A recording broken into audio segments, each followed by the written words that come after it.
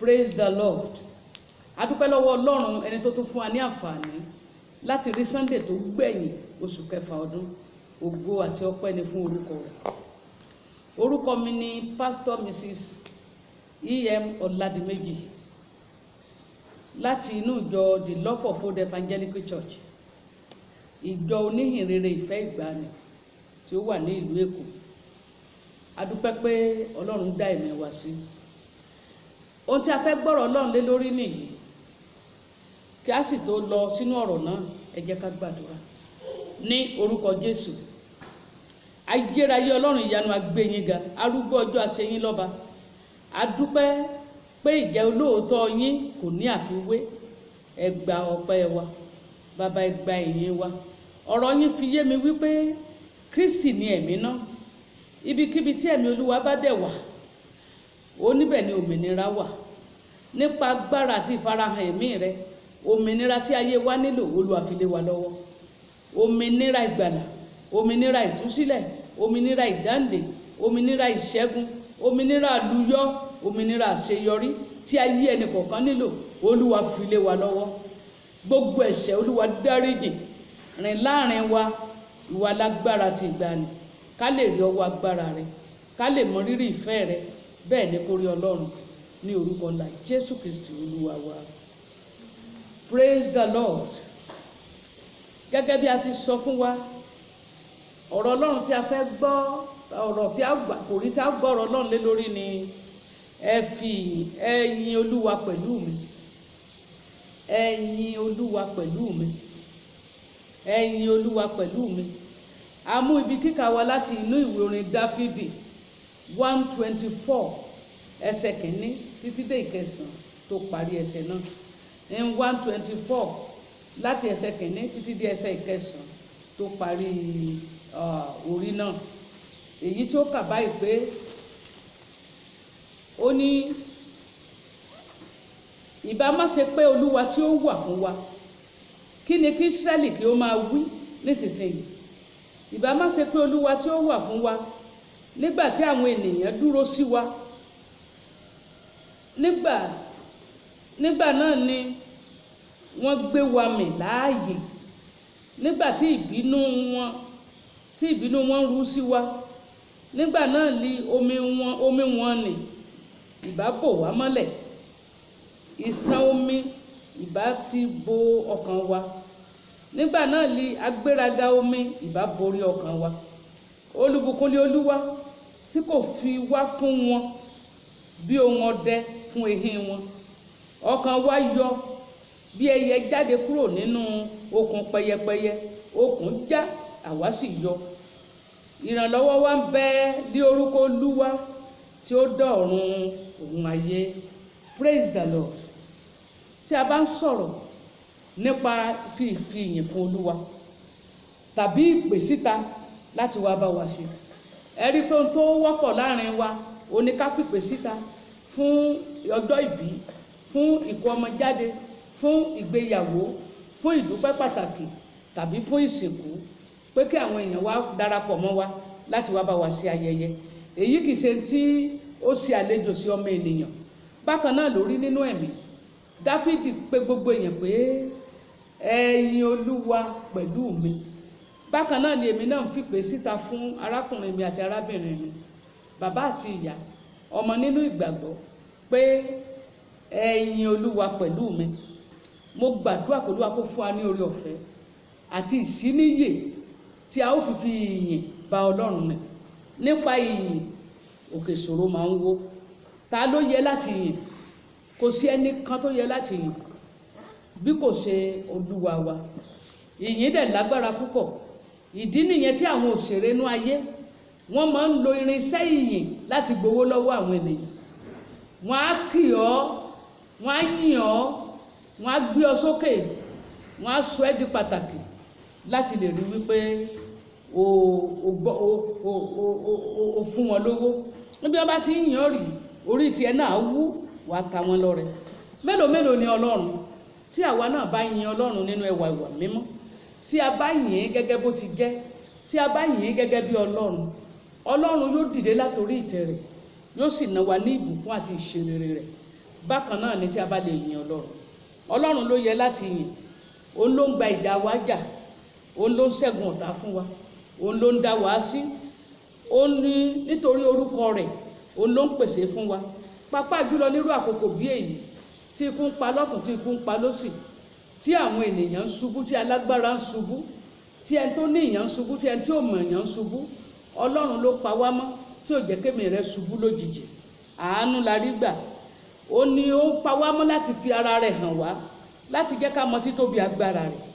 Ó wà ní ìhà tiwa ní gbogbo ìgbà. Nítorí náà ó yẹ ká yin Ọlọ́run. Ẹ jẹ́ á tún wo ohun tí ọ̀rọ̀ Ọlọ́run yẹn sọ, ká ṣe àyẹ̀wò ohun tí ẹsẹ̀ kọ̀ọ̀kan rẹ̀ wí.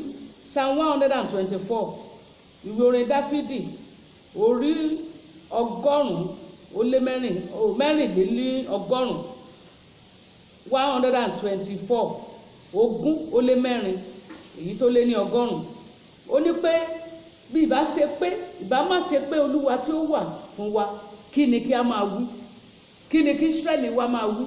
Tí ò bá jẹ́ pé Ọlọ́run tó wà fún ọ ní irú àkókò bí èyí, ní ọjọ́ ìdágbére, Ọlọ́run yìí ló ń tọ́jú rẹ̀. Ó ní ìbá má ṣe pé, ẹsẹ̀ kejì, Olúwa tí ó wà fún wa nígbà tí àwọn ènìyàn dúró tì wá. Tí ogun ènìyàn bá dúró tì ọ́, á dàbí ẹni pé gbogbo ayé ti ṣúlù ọ́ lulẹ̀. Ṣùgbọ́n a dúpẹ́ lọ́wọ́ Ọlọ́run, ẹni tó gbà wá lọ́wọ́ ìṣígun wọn, Ọlọ́run tí ò fi ẹ̀mí wa lé wọn lọ́wọ́. Nígbà náà ni wọn ìbá gbé wa mì láàyè. Nígbà tí ìbínú àwọn ènìyàn ru sí wa, tí ìbínú èèyàn bá dìde sí ènìyàn, wọn á dàbí ẹni pé kí wọ́n gbé ọ mì láàyè. Abájọ tí Psalm 76:10 wípé ìbínú ènìyàn yóò máa yìn ọ́. Jẹ́ kí ìbínú ènìyàn kó yìn Ọlọ́run mi. Nígbà tí ìbínú èèyàn dìde, Olúwa ló sọ ìbínú yẹn di ìyìn fún wa. Mo wà ní ẹsẹ̀ 4. Ó nígbà náà li omi wọn ní ìbá bò wá mọ́lẹ̀. Ìṣàn omi ìbá ti bo ọkàn wa. Ọlọ́run ni ò jẹ́ kí ìṣàn omi bo ọkàn wa mọ́lẹ̀. Ìdí nìyẹn tá a fi gbọ́dọ̀ yìn. Ẹsẹ̀ 5. Ó nígbà náà li agbéraga omi ìbá borí ọkàn wa. O rántí agbéraga omi tó dìde ń di iṣẹ́ fún ọ, pé kì í ṣe níwọ̀n ìgbà tó ń wá ibi iṣẹ́ yìí ò ní nígbèga. Níwọ̀n ìgbà tó ń wá ibi iṣẹ́ yìí, I will show you way out. Màá rí pé mo lé ọ jáde. Ṣùgbọ́n Ọlọ́run ló mọ̀ gbà ọ́. Ọlọ́run ni ò jẹ́ kí ìgbéraga omi ènìyàn kó borí ọkàn wa. Ẹsẹ̀ 6. Ó ní olùbùkún ni Olúwa tí kò fi wá fún wọn bí ohun ọdẹ fún eyín wọn. Wọ́n fẹ́ fà ọ́ ya pẹ́rẹpẹ̀rẹ, wọ́n fẹ́ fi ọ́ jẹ. Ọlọ́run ni ò jẹ́ kí ó ṣe é ṣe fún wọn. Ìrètí ènìyàn ni pé ká ṣubú, ìrètí ènìyàn ni ká má lè gbérí mọ́, ṣùgbọ́n Ọlọ́run ni tó jẹ́ agbára wa. Ẹsẹ̀ 7. Ó ní ọkàn wa yọ bí ẹyẹ jáde kúrò nínú okùn pẹyẹpẹyẹ. Okùn já, àwa sì yọ. A dúpẹ́ fún Ọlọ́run. Ògo ni fún Ọlọ́run. Ìbá má ṣe pé mo ní Jésù ní bàbá, ìbá má ṣe pé mo ní Jésù lọ́lọ́run o. Ogun ayé ìbá borí mi. Ìdí nìyẹn tó gbọ́dọ̀ yin Ọlọ́run, tó mú kí ọkàn rẹ kó yọ nínú okùn pẹyẹpẹyẹ. Okùn tí wọ́n kẹ́ sílẹ̀ fún ọ, Ọlọ́run ni ò jẹ́ kó bọ́ sí. Ọ̀nà 8. Ó ní ìrànlọ́wọ́ wa ń bẹ ní orúkọ Olúwa tí ó dọ̀run ayé. Ó ní olùrànlọ́wọ́ rẹ, ó ní olùrànlọ́wọ́ mi. Òun lọ́ba tó ń gbà wá. Báwo la ṣe á fẹ́ máa yìn? A ó kọ orin tuntun sí Olúwa. Kọ orin tuntun sí Olúwa. Èmi ó yin Olúwa, ẹ bá mi yin Olúwa. Ẹni bá mórè Jésù kó bá mi gbéga. Ẹ jẹ́ ká yin Olúwa, hallelujah. Ẹni bá mórè Jésù kó bá wa gbéga. Kọrin tuntun, orin yìí máa ń tinú ọkàn wá ni. Nígbà bá ronú ìjìnlẹ̀ ohun tí Olúwa ṣe fún ọ, ohun tí Olúwa ṣe yẹn ni ó gbé orin jáde. Ohun tí Olúwa ṣe yẹn ni ó gbé orúkọ tó fẹ́ fún jáde. Ọlọ́run mi yìí lágbára, ọba tó ń gbani. Wàá tún wò títí wà lÓlúwa pa mí lẹ́rìn. Olúwa pa mí lẹ́rìn mo rìn ẹ̀rín ayọ̀. Olúwa pa mí lẹ́rìn kò sẹ́kún mọ́ ẹ̀rín ayọ̀. Wá jẹ́rìí agbára rẹ̀ fún gbogbo ènìyàn. Má pa oore Olúwa mọ́ra, má jẹ́ alájẹmúra. Tó ló bá ṣe ọ́ lóore, ní Ọlọ́run jẹ́ kí àwọn èèyàn mọ̀, láti mú èèyàn wá sí iwájú Ọlọ́run. Ọ̀rẹ́, Olúwa ló bá mi ṣe o. Olúwa oníyẹn náà dẹ̀ wá sọ́dọ̀ Ọlọ́run, Olúwa dẹ̀ bá ṣe. Nínú ìrìn àjò ayé rẹ, bí pé òun fi ọlá àti ògo tó yẹ fún Ọlọ́run. Ó lẹ́ ń bá bọ́lá fún mi lèmi ó bọ́lá fún. Nínú ìwé 1 Samuel 30 verse 230, ó ní ẹni tó bá bọ́lá fún mi lèmi ó bọ́lá fún. Bọ́lá fún Ọlọ́run kó dẹ̀ fi ògo tó yẹ fún orúkọ rẹ̀. Òmíràn tó tún lè ṣe láti fi yin Olúwa, òun náà ni pé sìn nínú ẹwà ìwà mímọ́ rẹ̀. Sìn nínú ẹwà ìwà mímọ́ rẹ̀. má yin olúwa nínú ìdọ̀tí inú èérí, má yin olúwa nínú ẹwà ìwà mímọ́. Wàá rí eléyìí nínú Psalm 96 verse 9. Ta ni ẹni tó lè yin olúwa? Ta ni ò lè yin olúwa? Gbogbo ènìyàn tó ní ẹ̀mí, Psalm 150 verse 6, ó ní jẹ́ kí ohun gbogbo tó ní ẹ̀mí kó yin olúwa. Ẹ bá wa yin olúwa. Ọ̀run àti ayé yin olúwa, àwọn ewéko ìgbẹ́ yin olúwa, ayẹyẹ ojú ọ̀run yin olúwa, àwọn adìẹ, àwọn gbogbo tí a dá, gbogbo tí a dá ló yin olúwa. Nígbà tí adìẹ bá jí ní kùtùkùtù àárọ̀, á gbọ̀n yẹ pì, á pariwo kékeré èké. Ìyẹn ni pé olúwa, mo tún jí láàárọ̀ yìí, mo bọ́ lọ́wọ́ ọkú. So kálukú ló gbọ́dọ̀ yin olúwa, ó gbọ́dọ̀ yìn. Kí ni kó tún yìn fún? Wàá yìn. Tó ṣe lè yìn, wàá fi ìní rẹ, nínú ìní rẹ fi bọ́ àwọn tálákà, nínú ìní rẹ fi fún àwọn aláìní. Tí olúwa bá ṣe ọ́ lóore tó pa ọ́ lẹ́rìn kan, ìwọ náà ronú kí ló lè fi pa ẹlòmíì lẹ́rìn. Tí olúwa bá bùkún fún ọ, kàn ronú kó wo ẹni tó tún lè pa lẹ́rìn, kó wo ẹni tó tún lè múnú rẹ dùn. Má sọ pé ó kéré òfun, ó kéré kò jẹun fún ni ní sọ ní dáhùn. Fífún irú ẹni bẹ́ẹ̀, oníyẹn lè mọ̀, ó dẹ̀ lè mọ̀, ìyẹn ò dí iṣẹ́ olúwa lọ́wọ́ nù rẹ̀. Ṣùgbọ́n tí mo sọ ni pé ìwọ náà kó múra kó fi fún olúwa. Ní irú àkókò wo lọ wá lè mọ yin olúwa? Yìn lọ́sàn-án, yìn láàárọ̀, yìn lálẹ́, nígbà gbogbo. Ṣé nígbà tí nǹkan bá ń dùn ni?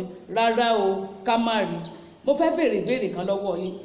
Ǹjẹ́ ó ti wà, ǹjẹ́ ó ti jáhárí sínú ìṣòro kan tí ò mọ ọ̀nà àbáyọ, tí gbogbo ọ̀nà wá dojúrú? Ní ìkóríta kò yé mi mọ́, ìkóríta mi ò mọ̀ ṣe. Tírú ẹ̀ bá ṣẹlẹ̀, ṣe ni kó yin olúwa. Ohun tí ìwé Ábákúkù sọ nìyí. Ábákúkù orí 3 tó bá ka 17 and 18 rẹ̀, ó ní bí igi ọ̀pọ̀ tó tilẹ̀ tanná, èmi ó máa yin olúwa. Ìwọ náà yin olúwa nírú àkókò báyìí. Wàá yìn nítorí pé ọlọ́run nìkan òun ló mọ ọ̀nà àbáyọ fún ọ. Òun nìkan ló lè fún èmi ní ọ̀nà àbáyọ. Òun ló dá gbogbo wa àti gbogbo tí ń bẹ nínú ayé. Òun ló sì mọ tí èmi àti ìwọ ń là kọjá. Tọ́lọ́ tá a bá yin olúwa, inú ọlọ́run máa ń dùn. Eléyìí máa ń mú ìbànújẹ́ bá Sátánì pé ẹ wo bí mo ti ń pọ́n eléyìí lójú tó, ó sì yin olúwa. Tó bá wá yin olúwa, inú ọlọ́run máa dùn láti ṣoore tó pọ̀ jù bẹ́ẹ̀ lọ fún ẹ. Ẹ wo tí ọlọ́run jẹ́rìí nípa Jóòbù, bẹ́ẹ̀ náà ni ọlọ́run dẹ̀ ṣe, bẹ́ẹ̀ ni Jóòbù ṣe. Ó ní ìhòhò ni mo wá sáyé, ìhòhò náà ni mo dẹ̀ ń padà lọ. Olúwa fún ni, olúwa dẹ̀ gbà, ògo ni fún orúkọ rẹ̀. Ẹ rí pé yìí bí Sátánì nú gan lọ́pọ̀lọpọ̀. Ló wá ní pé kí lè ní ò lè fi rọ́pò ẹ̀mí rẹ̀. Olúwa má fọ́ kẹ̀mí ẹ o, lọ fọ́ ọkàn rẹ̀. Nínú gbogbo ohun tó ṣe yìí, Jóòbù kò ṣẹ̀ sí ọlọ́run. Ó tó wí pẹ̀lú ìdánilójú pé èmi mọ̀ pé olùdáǹdè mi ń bẹ láàyè. Ní àkókò ìṣòro, ẹ jẹ́ kọ́kọ́ bá ti yin olúwa. Ó ní ẹlẹ́dàá wa, òun lọ́ba tó lè gbà wá. Pé nígbà tó bá wà nínú àìní, fi ìyìn bá sọ̀rọ̀. Gbogbo ogun tó ti kó àwẹ̀ àtàdúrà sí ọ lọ́wọ́, ìyìn ló kù. Bẹ̀rẹ̀ sí ìyìn pé ọlọ́run ju ìṣòro rẹ lọ. Ọlọ́run ò lè yí padà kúrò nípò rẹ̀ nítorí ìṣòro tiẹ̀. Kò lè kó wọn ọ̀jọ̀ lọ́rùn mọ́. Kò ń sí òṣèlú tí ó ṣèlérí fún ọ tí ò ní mú ṣẹ. Ohun ìsá káàkiri, òṣèlú ló lè sáká, ọlọ́run ìsáká. Kò ní pẹ́ nìkan ṣe mọ́ ohun tó kúrò lọ. Rárá o, ọlọ́run wá dúró títí láé. Ó ní forever o Lord, thy word is settled in heaven, it is settled. Títí ayé ọ̀rọ̀ rẹ̀ kalẹ̀ lọ́run, ọ̀rọ̀ rẹ̀ kalẹ̀ lọ́run. Òun yóò sì fún ẹ ní ọ̀nà àbáyọ. Ní àkótán, mo wá ń béèrè lọ́wọ́ yín lọ́kùnrin lóbìnrin, màmá, ìyá, ẹ̀gbọ́n àtàbúrò. Ṣé ẹ lè darapọ̀ mọ́ mi láti yin olúwa? Ẹ jẹ́ ká yin olúwa fún oore ńlá rẹ̀. Fi iṣẹ́ tí ò tí ì ṣe yẹn sílẹ̀, fi ohun tí ò tí ì ṣe yẹn sílẹ̀, fi ìyìn fún ohun tó ti ṣe. Gbéga fún ohun tí ò tí ì ṣe, ní ìgbàgbọ́ pé yóò ṣe. Gbẹ́kẹ̀ rẹ lé, kò dẹ̀ ní dójú tì ọ́ láéláé. Kó lọ àkókò fún wa ní ọ̀rọ̀ rẹ̀. Mo wá gbàdúrà báyìí. Mo dúró lórí àpáta tí í ṣe Kristi. Mo sọ tẹ́lẹ̀ lórúkọ Jésù. Ẹ̀mí ìyìn kó wọnú ayé ẹ lọ. Bó o ti ń gbọ́ mi yẹn, ẹ̀mí tí yin olúwa kó wọnú ayé ẹ lọ. Mo wá wí gbogbo bí tí ọkàn rẹ ti pòrúurú, ní ìkóríta kò yé mi mọ́ tí o wà, tí o bá ti ń fi ìyìn fún olúwa, mo ní kí ọ̀nà máa là fún ọ. Jésù ìmọ́lẹ̀ ayé kó tàn mọ́lẹ̀ sí òkùnkùn rẹ lọ́wọ́lọ́wọ́ báyìí nípa agbára ìyìn. Gbogbo ọ̀nà, gbogbo ilẹ̀kùn tó ti ṣe, mo pa láṣẹ pé kó máa ṣí. Gbogbo ọ̀nà tó ti dí, mo pa láṣẹ pé kó máa là. Karabasheli montaida selia. Gbogbo tí ayé ti sọ pé ó lè rí mọ́, nípa àṣẹ àti agbára ìyìn, mo pa láṣẹ pé kó máa di rírí fún ọ, kí ọ̀nà kó là fún ọ. Kì í ṣe bí nìkan láti yin olúwa. Nígbà tí Jésù bá dé, tí ìpè bá dún, nígbà tí àwọn àyànfẹ́ yóò pàdé ní òkè, a ò ní wá ọtí inú àwọn tí ó yìn. bẹ́ẹ̀ ni kó rí ní orúkọ Jésù Kristi Olúwa wa. God be with you. See you next Sunday.